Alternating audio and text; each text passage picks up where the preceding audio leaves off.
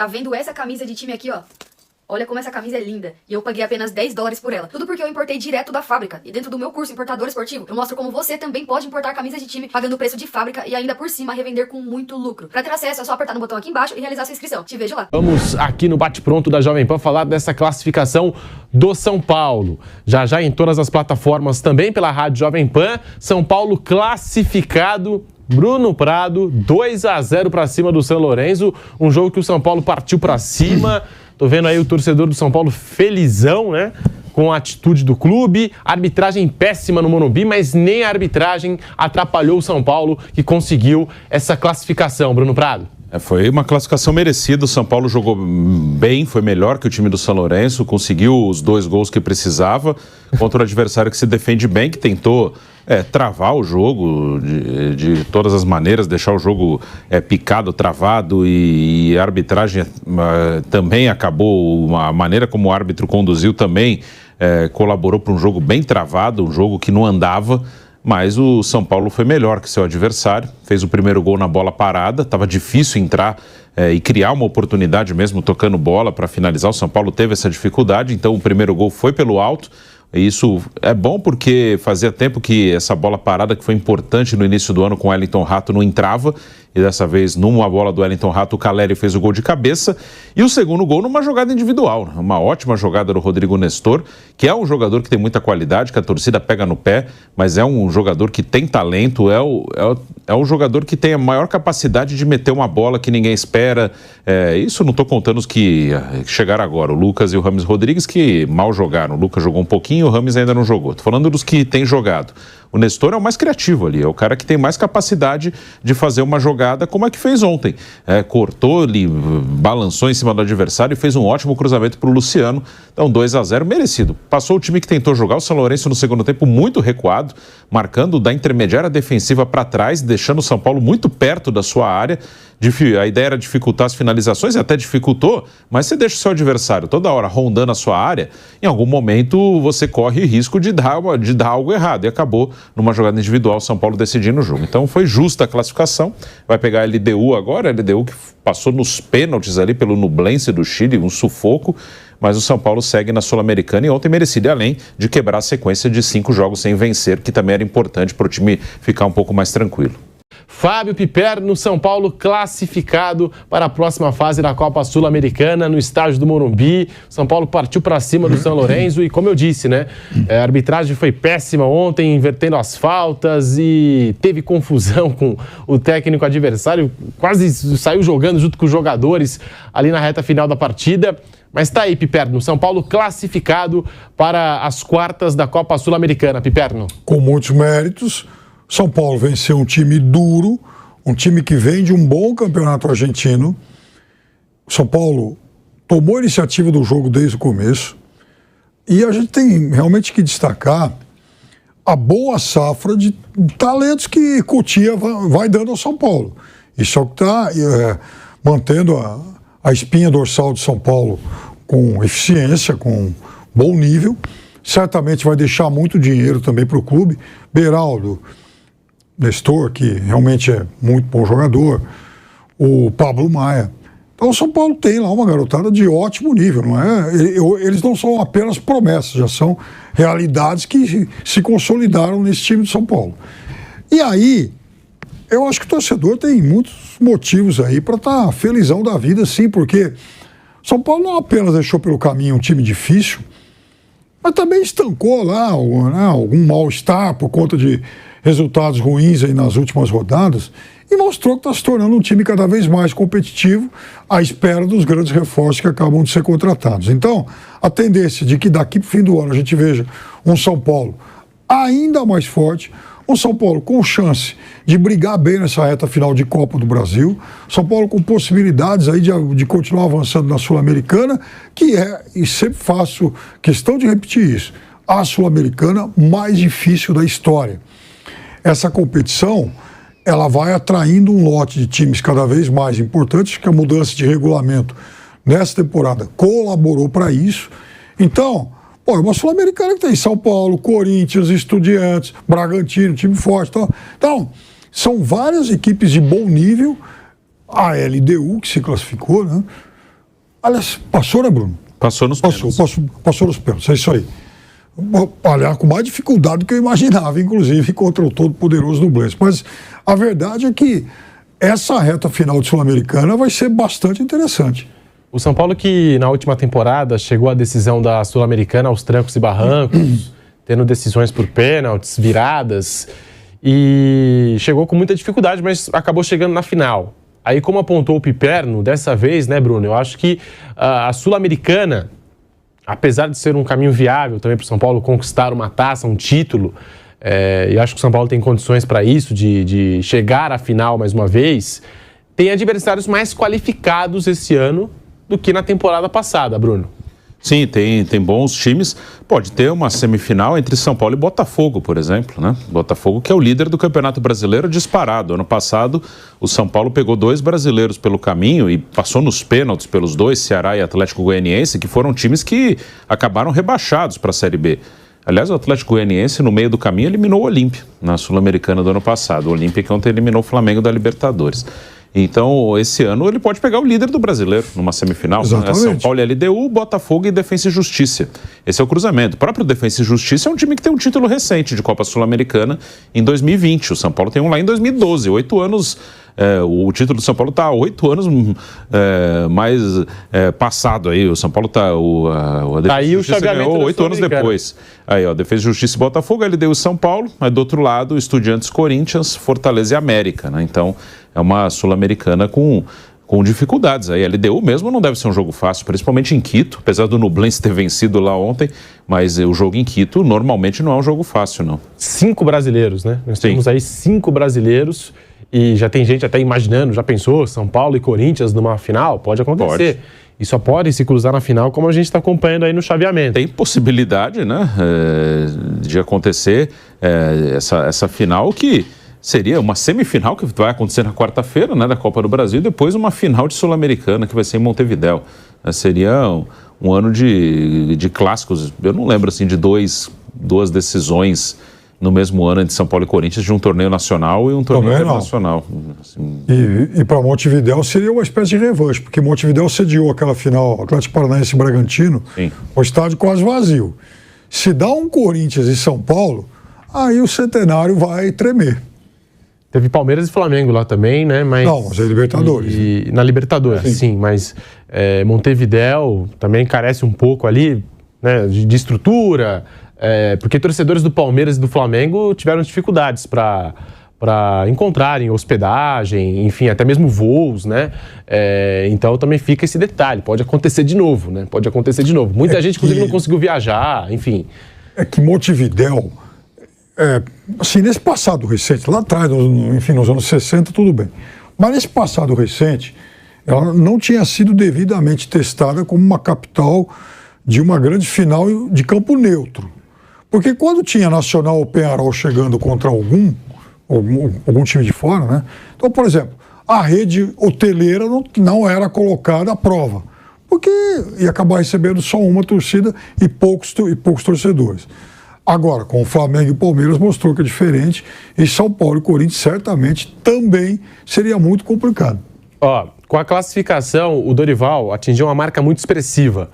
Ele acabou vencendo os últimos 16 duelos de mata-mata que disputou, desde o Ceará, passando por Flamengo e agora no São Paulo. O São Paulo, de fato, vinha numa sequência negativa, 4 derrotas, 1 empate, agora consegue essa classificação, vai ter o Flamengo no final de semana, aí sim o grande clássico contra o Corinthians pela Copa do Brasil. E o Dorival falando, nesse momento de instabilidade, de resultados ruins, eu falei pro meu grupo, a gente não tem motivo algum para ficar, né, de alguma forma preocupado. O Dorival, ele acerta ao falar isso e a colocação dele sobre esse momento do São Paulo. O São Paulo também que desperdiçou algumas chances, né? Contra o Bahia, podia ter vencido o jogo. Contra o Atlético Mineiro, sofre aquele gol no comecinho do Hulk e ficou ali pressionando. Entrou o Lucas, também não conseguiu balançar as redes. Aquela oportunidade também do Caleri, que defendeu o goleiro do Atlético.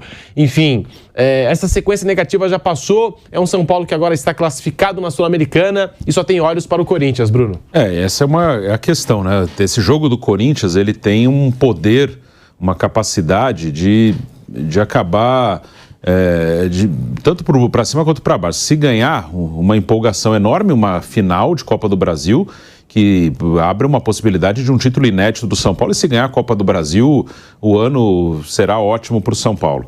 Mas se perder também tem uma capacidade de causar uma destruição enorme ali.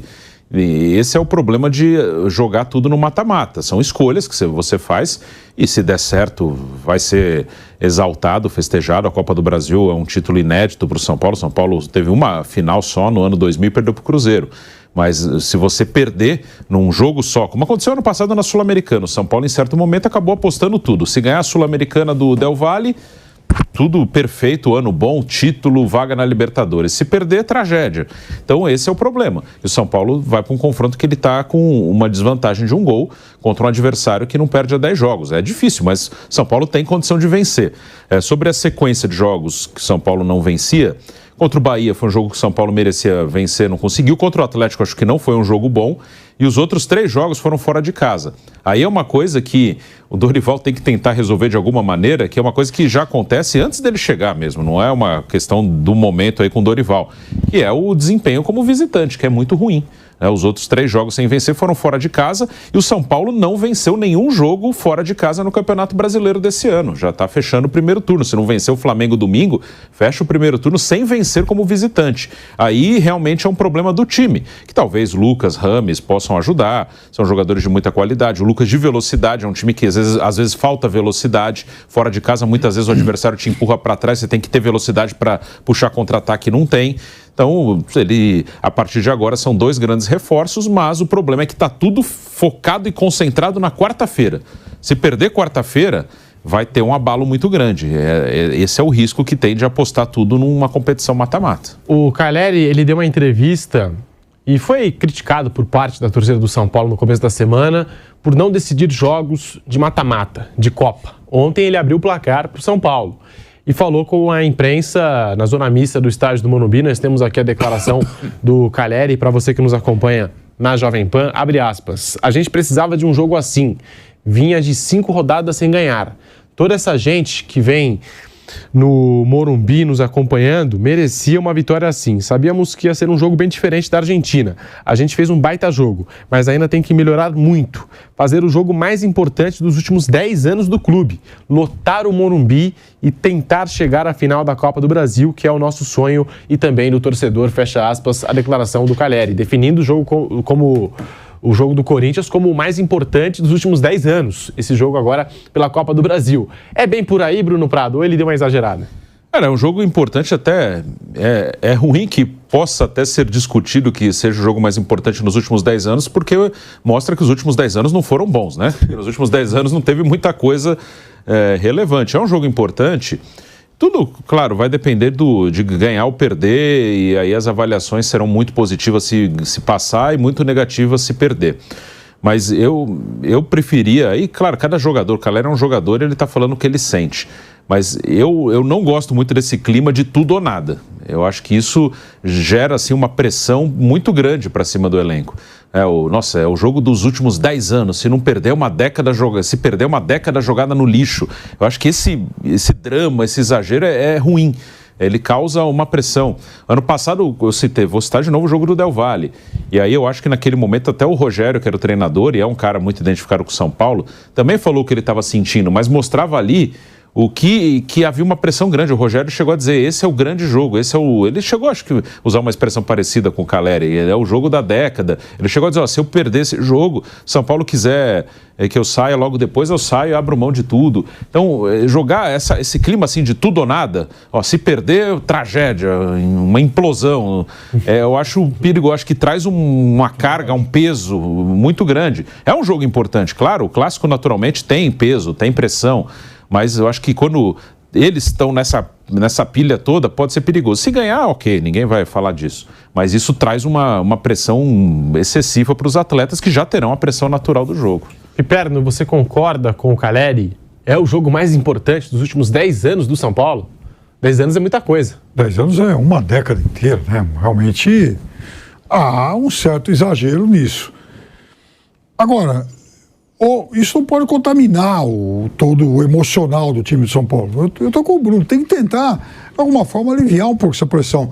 É um jogo contra o Corinthians, fundamental, importante, tal, todo mundo já falou isso, mas também não vai existir um São Paulo antes do jogo contra o Corinthians e depois do jogo contra o Corinthians. Esse jogo não é um divisor de águas na história do clube. Repito, é muito importante. São Paulo, ou o jogador, ou a comissão técnica, a direção, sabem disso, vão saber a devida dimensão, mas não a ponto de vai ser terra totalmente arrasada se perder, ou então vai ser um sucesso absoluto se vencer. Não é assim. O São Paulo tem que entender que essa é uma temporada com características muito particulares. Estava olhando aqui a classificação do Campeonato Brasileiro. Então, do segundo colocado, que é o Flamengo, até o oitavo, que é o Cuiabá, a diferença é de 3 pontos. 7 times divididos, distanciados aí por 3 pontos. Aí, vem um segundo bolo do São Paulo, que é o 9º com 26, até o Fortaleza, 13º com 23. De novo, há times muito embolados. Então, hoje, é claro que nenhum torcedor deseja que seu time fique 3, 4 jogos aí na seca. Mas vamos imaginar que o time perca um jogo fora, empate um jogo em casa e pega um outro jogo complicado fora e perde um gol. Não é o fim do mundo. É algo cada vez mais frequente em 2023, porque não há tirando o Botafogo, que é um ponto fora da curva, não há nenhuma grande diferença entre os demais times. Flamengo e Palmeiras são os mais ricos, milionários, teoricamente elencos mais poderosos, mas até também por focar em Copas e tal, eles no Campeonato Brasileiro eles não jogam muito mais do que a concorrência, tanto que eles estão embolados aí com esse monte de time. Então não dá para imaginar que, puxa vida, o São Paulo vai pegar o Flamengo do Rio, o Flamengo tá caidaço aí porque foi eliminado pelo Olímpia, então agora é mais fácil. Não é. Como eu disse também no começo, que eu não acho que o Fluminense seja melhor que o Olímpia. O Fluminense tem um bom time. O Olímpia foi a segunda campanha da fase de grupos da Copa Libertadores e acaba de eliminar o Flamengo. Todo ano elimina um time brasileiro. Então como é que dá para dizer que, olha, esse time que acaba de eliminar o Flamengo vai ser uma zebra contra o Fluminense, que não jogou bem contra o Argentino Júnior. Que foi eliminado pelo Flamengo outro dia também, na Copa do Brasil. Então, esse ano, esses times são muito parelhos. Nem a grande vantagem de Palmeiras e Flamengo a gente consegue visualizar como era nas temporadas anteriores. É que a gente sabe, tem gente que diz que esse time do São Paulo não tem fome. Esse time do São Paulo não tem ambição. E essa declaração do Carelli mostra que, assim, o time tá ligado no jogo que vai ter pela frente, contra o Corinthians, né? Pelo menos nesse sentido, Bruno e Piperno, eu acho, de alguma forma, positiva essa declaração do atacante argentino, né? Mostra que o São Paulo sabe que esse jogo tem uma importância, um jogo diferente para o São Paulo e para as ambições do São Paulo na temporada. É um jogo importante, sem dúvida. Acho até que esse time, ele é um time que briga bastante. Às vezes falta qualidade.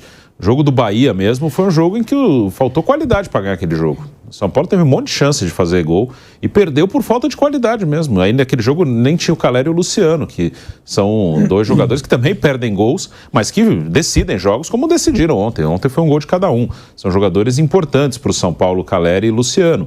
Então, por isso que esses reforços que estão chegando, eles causaram uma euforia, porque eles podem acrescentar uma qualidade que às vezes falta para decidir jogos. O São Paulo tem partidas em que ele joga bem, mas não consegue fazer o gol, não consegue resolver o jogo. Até alguns jogos que o São Paulo ganhou, ele conseguiu ganhar no final. Para mim, os 2 melhores jogos do São Paulo com o Dorival Júnior foram 3 jogos que eu acho muito bons. Os 2 jogos com o Palmeiras na Copa do Brasil e o jogo com o Fluminense no Campeonato Brasileiro. Acho que foram os 3 jogos que o São Paulo foi muito bem. E nos 2 jogos no Morumbi contra o Fluminense e o primeiro contra o Palmeiras, o time teve um domínio total do jogo em certo momento, principalmente no segundo tempo contra o Palmeiras e quase o jogo inteiro contra o Fluminense, e só conseguiu ganhar por 1-0 com gols já perto do final, porque não conseguiu botar a bola para dentro em jogos que estava dominando amplamente o seu adversário. Contra o Palmeiras só conseguiu fazer o gol no chute de longe. E teve chance de fazer, empurrou o Palmeiras para trás, não conseguiu. E contra o Fluminense também só foi fazer um gol numa bola toda mascada, enrolada ali, que foi um cruzamento, aí o David tocou para trás de cabeça, o Luciano se virou, bateu, o Fábio até acho que falhou naquele gol. Então, acho que o que falta em alguns momentos é ter qualidade, um pouco de frieza até, para definir melhor as jogadas. Essa declaração do Caleri, que a gente acabou de acompanhar, falando que o jogo contra o Corinthians vai ser o mais importante dos últimos 10 anos do tricolor paulista, é aquilo que eu disse. Tem torcedor que às vezes fica naquela coisa, esse time não tem ambição, esse time não tem fome, não tem vontade, mas uma declaração como essa mostra que o time, o elenco do São Paulo sabe que esse jogo é muito importante, sabe que não pode entrar em campo de qualquer jeito no estádio do Morumbi na próxima semana. São Paulo com o Crespo em 2021, ele teve um confronto de quartas de finais de Libertadores contra o Palmeiras. Importante para burro também, acabou sendo eliminado. Então, por isso que eu acho que não se pode, obviamente, ignorar a importância de um clássico como esse, ainda mais um clássico de semifinal, mas também não dá para considerar um jogo como esse uma ameaça de fim de mundo. Não é assim, as coisas não podem ser assim. Do lado do Corinthians, o pensamento é o mesmo. Puxa vida, precisamos ganhar esse jogo de qualquer jeito. A gente sempre faz a ressalva de que o Corinthians, embora em péssima fase, melhorando agora e tal, mas enfim, no global, o Corinthians vem de um momento muito ruim. No caso de conquistas e títulos, as cobranças são bem menores, porque o passado recente do Corinthians foi vencedor e o do São Paulo não. Mas é claro que do outro lado, um Corinthians buscando também recuperação na temporada, é óbvio que uma eventual derrota para o São Paulo vai doer muito. Então, assim, é legal quando o jogador vem a público e fala, olha, estamos aí, imbuídos aí desse sentimento de total dedicação em busca dessa vitória e tal. Ele tá fazendo o papel dele. Tá vendo essa camisa de time aqui, ó? Olha como essa camisa é linda. E eu paguei apenas $10 por ela. Tudo porque eu importei direto da fábrica. E dentro do meu curso Importador Esportivo, eu mostro como você também pode importar camisas de time pagando o preço de fábrica e ainda por cima revender com muito lucro. Pra ter acesso, é só apertar no botão aqui embaixo e realizar sua inscrição. Te vejo lá.